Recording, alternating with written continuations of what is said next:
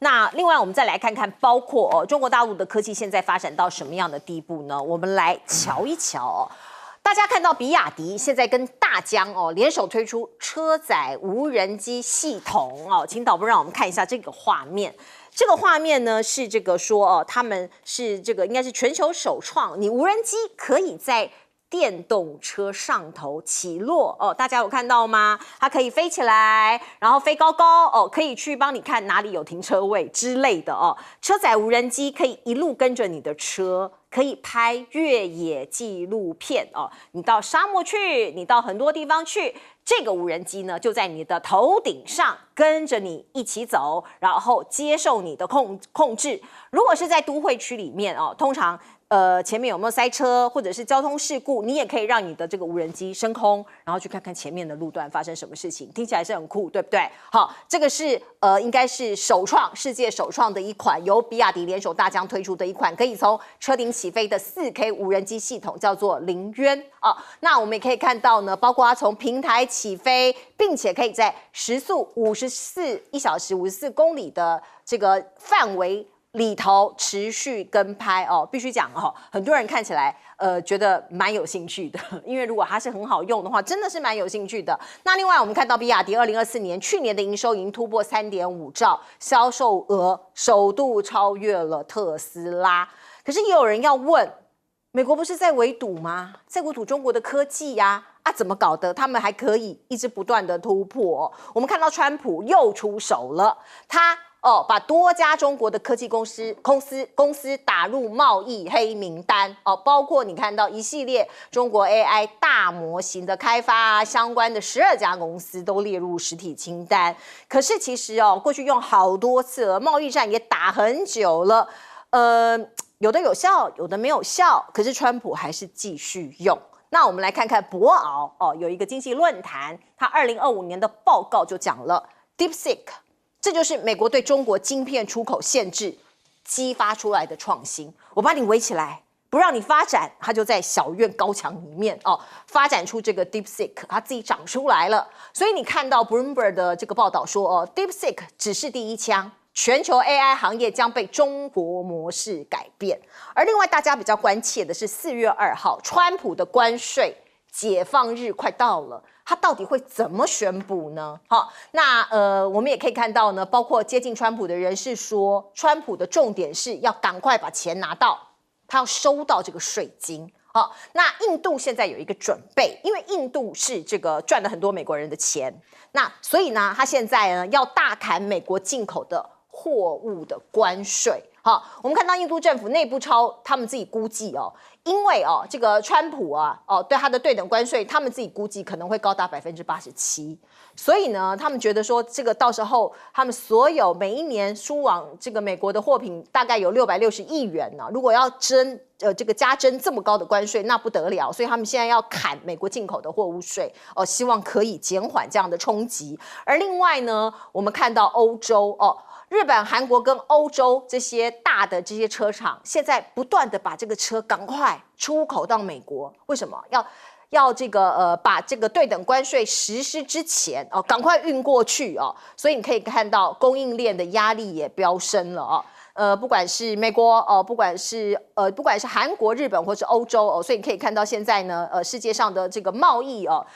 出现了很多很多急剧升高的情形。而讲到电动车，特斯拉Elon Musk， 他现在呢，加拿大人对他很不爽，所以冻结了特斯拉的补贴，禁止他参与未来的一些计划。而另外，美国的经济大家也在关心，说撑不撑得住呢？我们看到国际金融机构摩根大通最近就发表了新的报告他们认为因为关税政策的不确定性还有美国经济活动疲弱都超过了预期，所以他们对于美元持悲观的看法。那这也是这个机构4年来第一次全面看空美元。美国信心的消费这个指数也崩跌到4年的新低，殖利率也走低所以未来这个很多东西都是连在一起的。来请教赖老师。用过大疆的都知道说，你只要手伸出来那它本身就可以回收到你手中这个是很特殊的一种技术。也就是说，你从手中把你的大疆放出来，那它在你这个上空帮你那个空拍啊，那等到你要收回的时候，你只要伸出来，它就会降落在你这里。那同样的道理，它把这个原理用在这个车子上，它是技术上是没有问题的。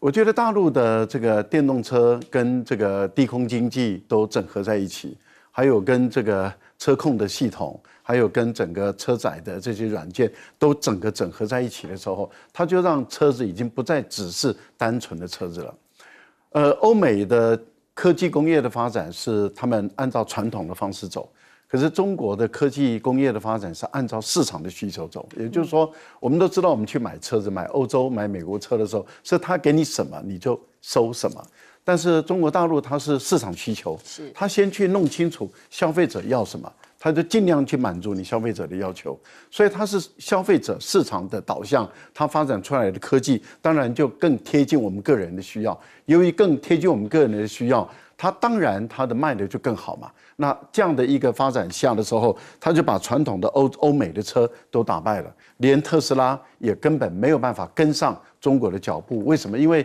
你想想看，当低空经济，也就是说1000米1公里之下的这些空拍机啊，都跟你的车子把它结合在一起的时候，对于喜欢旅行的时候有跟拍的，他想把这个周边的这个大自然的风景都拍下来。还有就是说，当他在开的时候，他也希望能够看到周边的环境等等各种他的需求都能够透过空拍机来满足他。甚至他停下来的时候，他也可以到郊外去走，到原野去走的时候，空拍机跟着他继续去拍摄。他也可以从车载的电脑转变成为个人电脑，再从个人电脑中来遥控他的空拍机。你想想看，这个对于会使用拍照的人会使用到外面去旅游的人来讲，它是多么的方便，能满足他的摄影的需求、旅游的需求、交通的需求跟各方面续取的需求。当然，它就有市场嘛，它的市场的占有力就会越来越大。所以在大陆或者是在于比亚迪能够卖出去的一个地方，我们看到不管在中美洲或是在非洲在埃及，我们所听到的所有的消费者就是说，它满足了我们所有的念想。也就是我们原本开车的人，或是我们喜欢玩这些摄影的人，我们所有的念想，它都满足我们的。那当然，它就有了竞争力。因此，它所到之处，基本上都是披风斩棘一个市场一个市场就吃下来。当然，它就赢了这个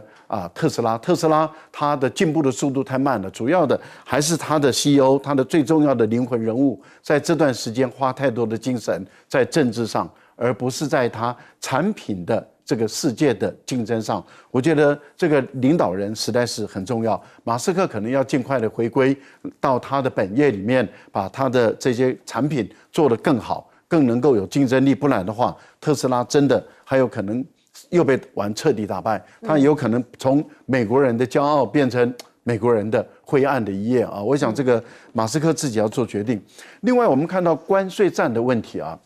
印度投降了，印度希望它的出口到美国不要受影响，但是美国进口的时候，它自动减半自动砍税。日本、韩国都要自动砍税，欧盟也半投降，半跪了。是欧盟本来表达得很硬，但是现在欧盟看起来，他说我们暂缓实施，延到4月份，也就是要延到这个川普的对等关税出来以后，他才要推出他的关税政策。这个很明显的就被人家看到你的底气不足嘛。来，彬哥。我觉得这个无人机结合汽车，这本来就是未来的一个趋势。因为无人机可以应用的用途实在太广，不管是军用、民用，那甚至一些交通状况，你光是警车就用这个就多好用。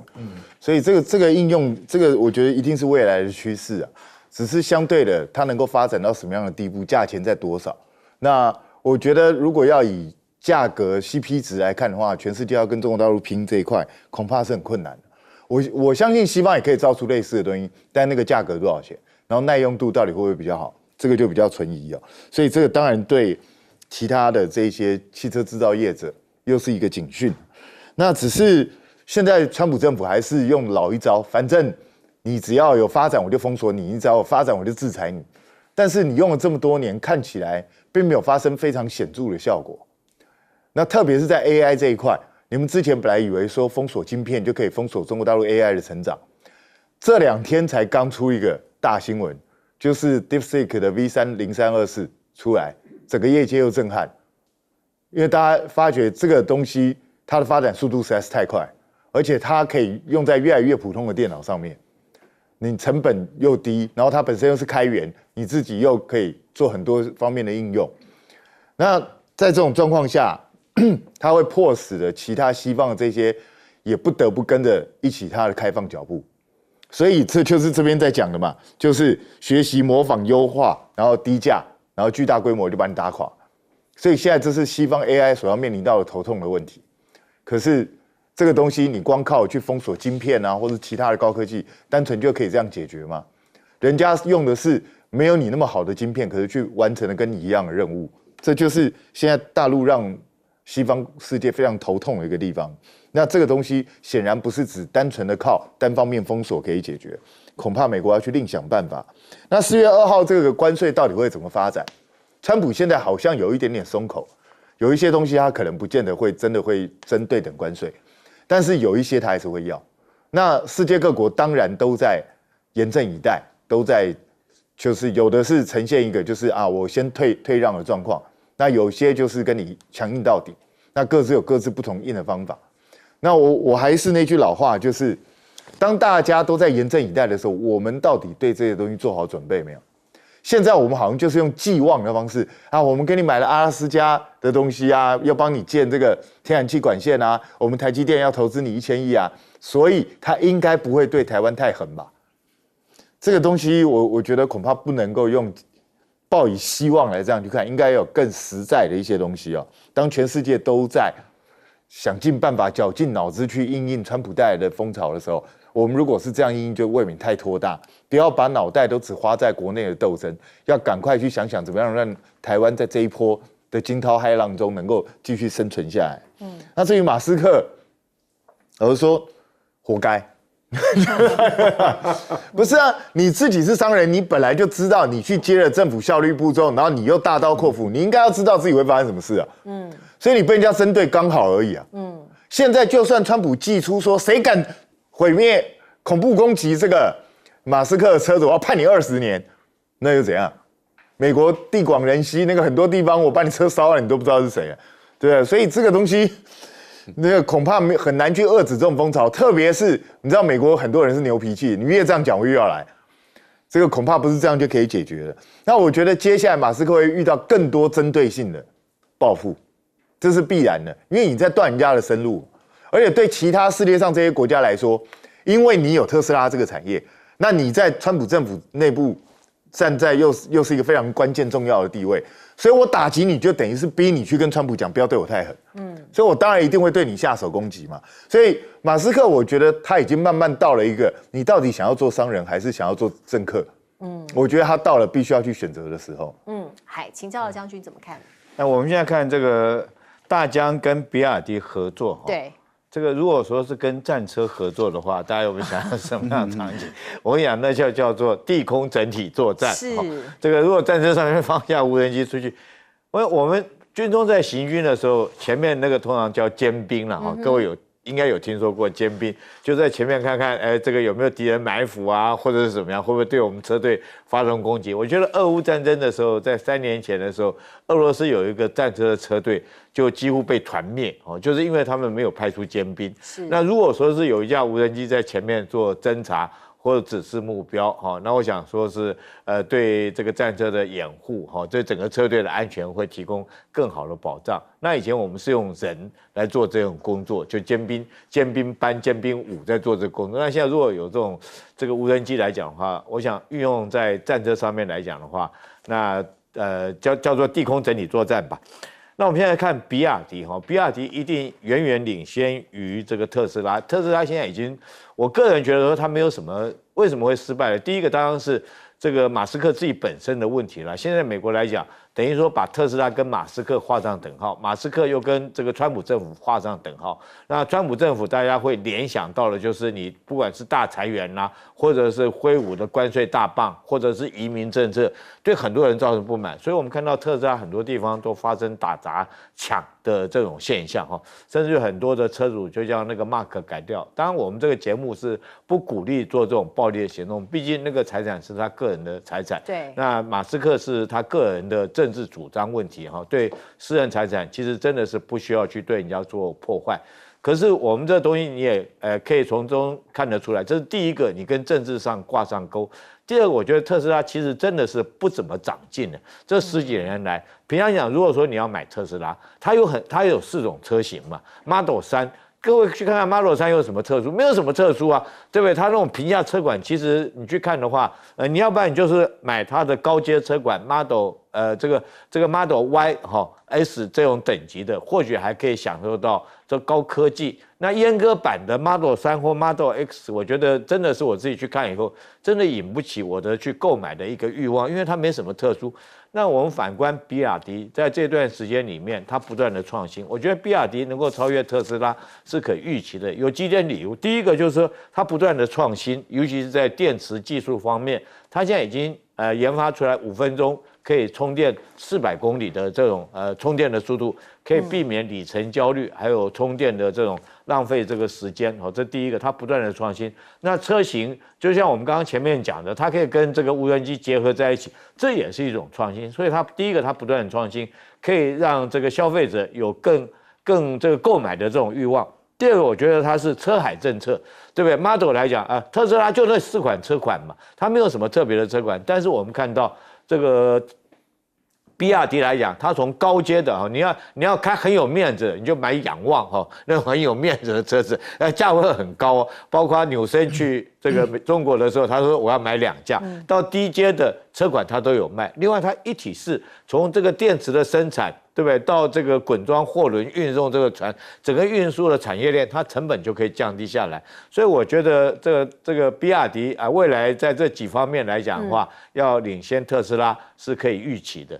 好，我们来看看菲律宾的前总统杜特地，他现在人还在荷兰的海牙。他的律师说，已经收到国际刑事法院给他们的文件说有181件说你犯了哪一些罪。可是呢，前总统府发言人哈里洛克就讲，他说为什么？很奇怪这个 ICC 这个审判名单上从来都没有白人这个被告，只有我们这些有色人种。那他认为这个是被剥夺自由，他提出了这样子的一个见解。那另外呢，我们看到包括菲律宾政府说即使杜特地被捕我们也没有要重新加入ICC， 因为他们不是 ICC 的成员，这个就是荒谬处。而另外呢，杜特地什么时候才会被放出来离开这个荷兰？那现在呢，法庭ICC 说只有国际刑事法院才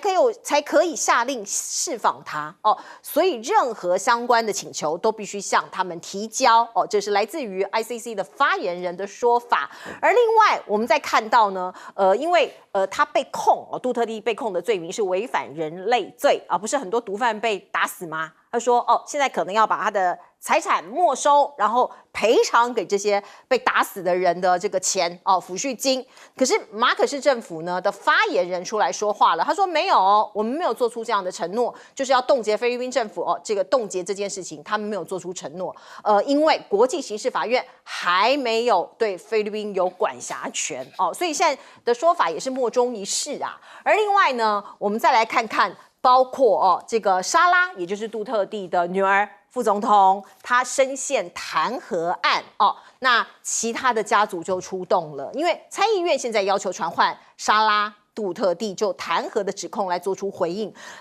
而另外杜特地的长子啦包括他的小女儿也都有各自的一些行程包括营救他爸爸。我们看到杜特地的大儿子，也就是保罗的旅行许可已经被批准了，所以他现在正在达沃市寻求参加参议院的连任。那竞选日是3月28号，那一天就这么巧，就是杜特地80岁的生日所以我们可以看到呢，包括他可以到各地去做一个宣讲，而另外呢，杜特地其实有2名妻子哦，还有他的小女儿也都会去海牙去看他哦，也帮他祝寿，因为毕竟他80大寿嘛，要在这个异国度过了。那我们也可以看到，包括各种的这个支持者，还有他的家人哦，都在希望能营救这个杜特地回国。那这个80岁的生日有多么的慎重呢？因为达沃市可以说是杜特地家族的一个老巢或者是他的根据地好了，所以呢，达沃市的几条街道会暂时关闭，为杜特地的生日做一个算是一个清空吧。这个活动叫做杜特地80岁生日，全球庆祝他的一生，也是蛮这个就是为当地，他是当地的一个算是一个文人啊。那我们也可以看到呢，包括执政联盟就说在328这一天要这个暂停这个集会因为那个他们正在做选举的相关的活动嘛，所以那一天就暂时把一些选举的相关活动都给暂停了，而一些支持者也在为他的安全做祈祷。那菲律宾现在因为政坛蛮乱的，那他的经济本来就很脆弱，是不是还会再继续影响呢？因为菲律宾有很多海外劳动力输出有很多人去海外当家庭的帮佣，或是一些做一些工作所以杜特地的海外支持者说，那这样子好了，我们发起1周不汇款，我们钱不要寄回菲律宾这样子呢会整个国家的经济就会带来打击所以有各种的方式来表达他们希望这个杜特地自由这样的一个心声来。杜特地的支持者或者杜特地的这些幕僚部属，他们对于ICC 也就是国际刑事法院提出来的指控，其实是有依据的因为我们都知道911事件是盖达组织宾拉登所做，不是阿富汗政府所做的，但是小布希却借这个理由911去攻打阿富汗政府，把人家占领了，在占领期间里面还造成了几十万人的死亡，而且中间，美国的大兵跟澳洲的大兵还发生了多起屠村的事件，但是小布希总统并没有被移交到违反战争罪来去审判。然后2003年他又去攻打这个伊拉克的时候，说指控海珊有大规模杀伤性武器，结果海珊根本没有，也把人家国家灭了，把人家国家灭了，也造成了也是几十万人的死亡，但是也没有被移送到国家这个刑事法庭。法国、英国、美国去攻打利比亚，同样的情况都没有事。但是呢，菲律宾它本身在扫毒的时候就有事，那大家就觉得很纳闷就是说为什么白人都没事，而有色人种都有事？所以当他们提出这样的一个疑问的时候，其实 ICC 很难回答。ICC 唯一能回答的就是说他们不是缔约国。所以内塔尼亚胡跟他的国防部长杀了4万多人也都没事，因为他不是缔约国。可是人家就问那菲律宾也不是缔约国了，然后他就说他曾经是缔约国，可是现在人家就问菲律宾的这个总统的发言人，现在的蒋马克思的发言人说，那你现在菲律宾已经不是缔约国了。是2019年退出来的，你要不要重新加入？你既然把你的公民送到这个 ICC 的时候，那你是不是有意思你要加入？他说我没有要加入，因为他怕到时候他们本身也被通缉，他也怕，那他也不愿意加入，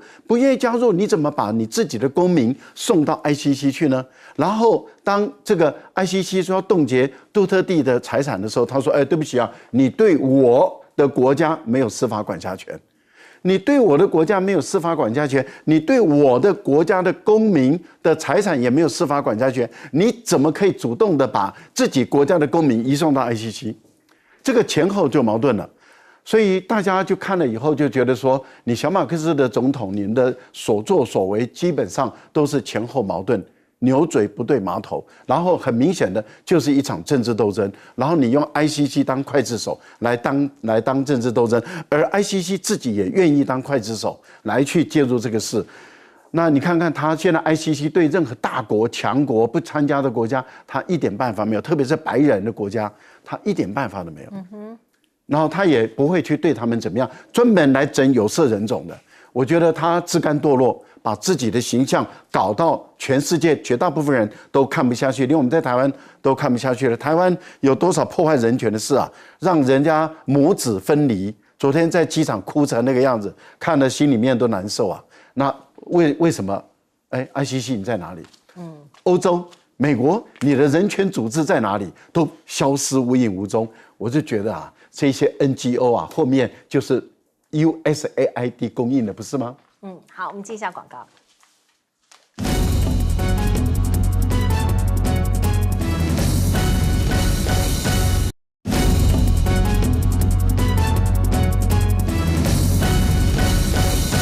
好，杜特地的话题持续在菲律宾发烧，全球也都在关注。请教彬哥。老实讲，现在小马可是很难收拾这个局面，因为这个逻辑上就说不通。当然，他这个哈里洛克的指责有一点点不太对了。实际上，这个白人被告的多了去了。刚刚赖老师也讲了，那个纳坦雅胡啊、普丁啊，这些一大堆都被告啊。问题是，他们从来不会接受审判，为什么？对，因为没有人理他。没有一个国家理他。美国还没事就在制裁国际法院。是，对啊，你只要敢说要抓美国人，我就制裁你。对，就是这样子啊。正常来说，主权国家你本身又不是缔约国的话，如果国际法院对你发出这样的通知，正常来讲，你就算不去制裁他，你至少应该说你没有管辖权，我根本不接受这种东西。可是菲律宾，你明明在2019年你就脱离了，然后现在告诉我说，因为那个国际法院要他，所以我就把他送去了。请问一下，那你现在国际法院要你重新加入，你又不加入，那到底是怎样？那所以你的逻辑到底是什么？这个小马可是完全说不通嘛。然后我觉得国际刑事法院也很好玩呢、他说你曾经是，什么叫你曾经是？那这是什么黑帮组织吗？绝对不能脱离，就对啊，这很奇怪嘛，这到底什么奇怪的逻辑？所以你用这种东西难以服众啊。你没有办法去解释。那你既然都告诉我，现在到目前为止，国际刑事法院对菲律宾还是没有管辖权，那为什么你要把杜特地送去？你再怎么样也是你国内法院自己审啊，怎么会是国际法院来审？所以你这个没有办法去跟民众解释。也就因为这样，这个你把国内的政争把它搬到国际的台面上来，你只会让支持杜特地的人更加愤怒。所以现在他们就在大量集结。那你看到小马可斯还没有放手，还要对沙拉杜特地提出弹劾，还要想办法去打压支持杜特地民众。那我觉得他只会让这彼此之间的斗争会越演越激烈而已。我一直在警告的就是说，其实杜特地这个事件已经让菲律宾面临战争边缘了。小马可斯只要做错一个决定，搞不好就开始内战。好，我们接一下广告。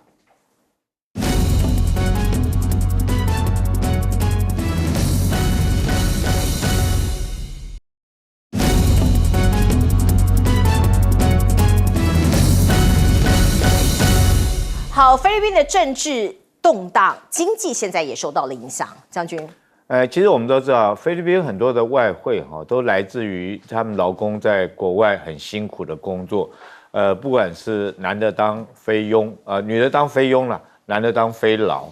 那虽然说我们台湾现在最近比较少，但是他们因为会英文，所以大部分都到中东那些英文的国家去当菲佣菲劳。但你马可斯，你何忍心让你的民众，对不对？让你的人民流落到全世界各地，不能回家，然后到全世界当菲佣菲劳。那现在连这些菲佣菲劳都生气了，说不把钱汇款回台湾。那你想想看，最近来讲的话，如果说关心菲律宾的汇率来讲的话，我们都可以看到一件事情：菲律宾这时候真的是汇率来讲的话，已经贬值到新低，而且这个预估还会继续再贬下去。当然有很多因素了。第一个，你菲律宾本来就是靠进口的国家，仰赖进口，那进口成本增加来讲的话，当然你汇率会跌。那第二个因素就是你国内里面政治动荡不安。我觉得马可斯你真的是辜负人民当初选你出来当总统，原来是期望你当了总统之后可以改善菲律宾人民的生活。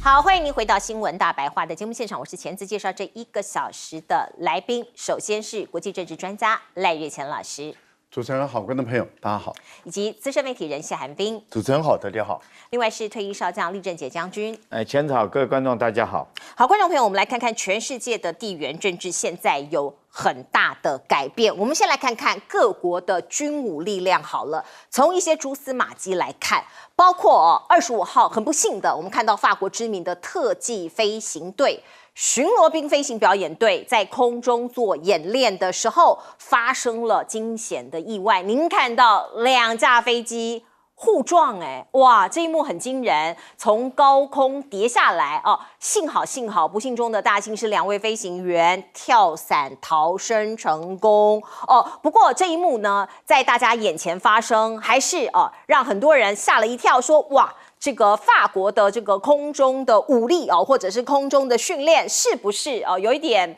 没有到位呢？因为1年前，也就是去年，我们看到法国总统马克宏曾经讲过说，不排除我派出第一面部队我派兵去帮助乌克兰。那个时候呢，其实某种程度又有人说，你法国的军力够不够啊？训练的足不足啊？你自己可以面对吗？我们来看看这一幕，这是发生在2月27号，上个月底的白宫椭圆办公室，那个时候，美国总统川普跟英国首相施凯尔见面，发生了这件事，来看看。That is why this is the greatest alliance for prosperity and security I think the world has ever seen. Whenever necessary, we absolutely backed each other up, and that's at the core. Could you take on Russia by yourselves? Well, 好，你们可以独自对抗或是面对俄罗斯嘛？你看到施凯尔就笑得非常尴尬当然，川普他就是很没有礼貌直接说，你可以吗？你可以独自对抗吗？所以你可以看到这个大国现在就是这个尤其是在实力上跟军力上面，我就是拳头主义我就是要拿出实力来看。包括您看到最近法国跟印度有一个所谓的海上的军演，可是很好玩你看到这是。印度的媒体他自己PO 出来的照片是这样法国的军舰在中间，那印度自己的2艘军舰在旁边从空中俯瞰，你第一眼看到觉得法国军舰这么小啊怎么会这么小呢？其实不是啊，这个是印度他自己 P 图的。把法国的军舰缩小1/4刻意好像凸显印度的海军比较厉害所以我们必须讲这个法国人他们的反应也很直接，就想说印度的军力就跟他们的意志力一样，全部靠他的意志力用意志力 P 图所以你可以看到这是一个幼稚的部分。可是法国派戴高乐号到印太抗中，中国抵制法国干预就是它的 XO 你看到像这样全国不管是实力，不管是军力，还有一些很微妙的地缘政治，现在都有一些改变。而过去像是法国啊，像是南韩跟美国都紧密的靠在一起，尤其是在军力上都非常依靠美国。可是现在我们看到南韩的状况，从南韩总统戒严令一发布那一天开始，祸不单行，天灾人祸嘣嘣嘣都出来了。昨天我们看到这个惊人的画面，这是最近一年的第3次，南韩的首尔再次出现大型的天坑。你看到呢，有骑士骑到一半，一下子掉进天坑里了，真的很惨那被吞噬坠落这个非常深的深渊，很不幸的他丧命了，而且是在17个小时之后才被发现。可是现在为什么会发生这件事情，都还在调查。而祸不单行，南韩的山火烧不停，这是发生在南韩的庆尚北道义城山火，现在看起来已经延烧到第5天了，造成18个人死亡，超过2.7万的人撤离家园，受灾的面积也是不小大概是1个半阳明山公园大小的这样的面积，那当然很可怕所以我们看到南韩的代理总统韩德洙就说要发布紧急命令要大家赶快撤离另外呢也要以后都要用最恶劣的情况来面对灾情。可是我们看到，当然有一些网络上有些人传说一些可能过去其实一直在传播的事情说南韩的太极旗4卦是大凶之卦。过去呢有火忌、水忌、金忌、土忌，现在还差一个木忌所以有人说这就是这个山火庆尚北道山火的发生。那当然这是民俗的说法，大家参考就好。可是企业界当然政治的动荡，可能也会影响到民间的企业。现在南韩的一个非常大的企业三星集团的这个会长他叫做李在镕，他人在北京那当然呢，他是要去跟北京的一些企业做方方面面的合作首先在3月22号，他跟晶片巨头高通公司总裁安盟一起访问小米汽车工厂要做像是雷军这些创办人在谈更进一步的合作。接着2天后的3月24号，他前往深圳参观比亚迪的总部，也跟王传福会面了讲的也是包括电子配件车用电子配件的一些合作所以是不是释放出三星在全球科技竞争跟汽车产业变革中新的战略信号呢？包括我们看到南韩的朝野对于抗中或者是跟中国大陆做某种程度的交流这件事情都有一些不一样的策略。我们来看看养殖场现在也有事这个是根据朝鲜日报的报道说，中国在黄海临时措施区施工说是山东省一个私人的鲑鱼养殖场，是养鱼的你看到是浅蓝色的地区就是中韩两国在黄海的临时措施区说这是养鱼的，可是韩国的官员认为可能这是有军事目的呀，这是监视韩国跟美国在这个地区的军事活动所以到底怎么回事？来请教老师。我们先看一下法国的特技表演发生意外，我觉得这个是在所难免，因为特技表演本来就是高风险、高技巧稍微一点点的疏忽，或者是有一点点气流的问题相当有可能擦撞在一起。我想很多这种特技表演都会有发生这样那样的意外，其实很多国家都有发生。我想这个不能够因为这样就说法国的军力很弱，但是法国的军力强不强？确实不强。在欧洲是强，但是在全世界它确实不强。我们举一个例子，这比较遥远一点第一次法国发现他们的军力有问题的是第一次的波湾战争。第一次的波湾战争那个时候就动员北约的国家了然后美国为主。可是法国的军队它基本上不接受外国军队的指挥，所以法国要自己派军队过去。可是美国的军队都动员好了，都集结好了，法国的军队还没到，那就代表什么？他们的动员能力不足，他们的作战能力比较不够。所以那个时候法国就发现他们的部队的作战能力确实不如以美国为主的北约的部队所以从那时候开始我们看到密特朗一直到了希哈克，他到国防研究院、高等研究院去做演说的时候，他就正式宣布要把法国的军队从征募并行制改为募兵制，全募兵，也就是打造一支全职业的军队跟台湾刚好不太一样。台湾是从征募以募为主，然后转变成为目前的征募以征为主这样的一个情形。好，但是因为美国、英国都是全募的全募兵制，它走向专业。后来法国就从那个时候开始走向全募兵制，然后就走向职业军队的这样的一个方式在走。可是到今天为止法国由于它在国防经费这个部分，它的投资是有限的，大概在这个 GDP 不到2%左右，因此它的军队的规模并不大，20几万人。它的戴高乐号的航母也不大，中型航母35000到42000吨左右，所以比较小。俄国的航母比较大，大陆的航母更大那最大的航母当然是美国。那法国的航母不大，但是法国的航母的舰载机跟俄罗斯航母的舰载机数量差不多，都是30架左右。但是以法国自己的军力，确实就等同于英国的军力来说，它不足以单独的承担对俄罗斯的作战，因为俄罗斯的军队有100多万的规模，不管是海军、空军跟陆军，它都远远大于这个法国的军队，所以法国的军队确实无能力去捍卫整个欧洲国家的防卫力量，所以欧洲国家绝大部分，他们严格上来讲，他们还是需要依赖美国的保护。那如果我们说以总体的欧洲的人数跟它的 GDP， 还有用在国防经费上，它远远大于俄罗斯，但问题就在于不团结，